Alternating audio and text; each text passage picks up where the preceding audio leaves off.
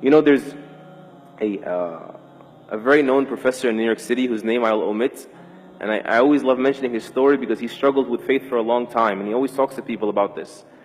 And he was an atheist, and he came back to Islam, and he says, I read a line for Muhammad Iqbal, and it just shut me down. And all my research was finished, and I said, there's no running from this. Muhammad Iqbal, rahimahullah, he says, sure, you can deny God, but how do you deny Muhammad? Alayhi salatu wassalam. In other words, sure, you can be immature and say, I'm not going to believe in something I don't see. Case closed, stop talking to me, right?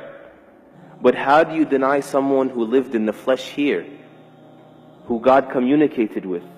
How do you deny the reality of Muhammad sallallahu alayhi wasallam? How do you explain that? We need to revisit that. How does a man get born in a vicious environment, alayhi salatu wasalam, and he becomes this beautiful, soft, delicate, bashful, merciful person who was content when people couldn't even be patient, and was merciful when people couldn't even be just. And he was gentle with kittens, and he praised people for taking care of animals. And then on the battlefield, he's on the front lines.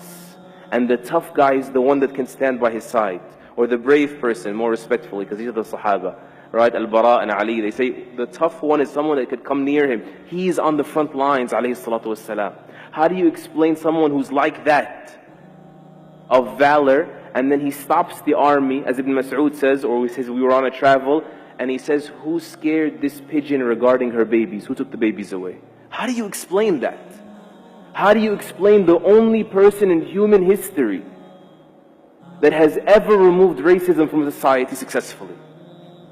And I think you know it's alive and well in the United States. The only person in human history that has ever removed alcoholism effectively, that has suffocated the institution of slavery until it dwindled and people benefited from their freedoms and enjoyed them. How do you explain that he, alayhi salatu wassalam, becomes the most influential figure in human history? Alayhi salatu wassalam. How do you explain that? We need to come back and find shelter in these things. There's only one explanation. There's only one logical explanation.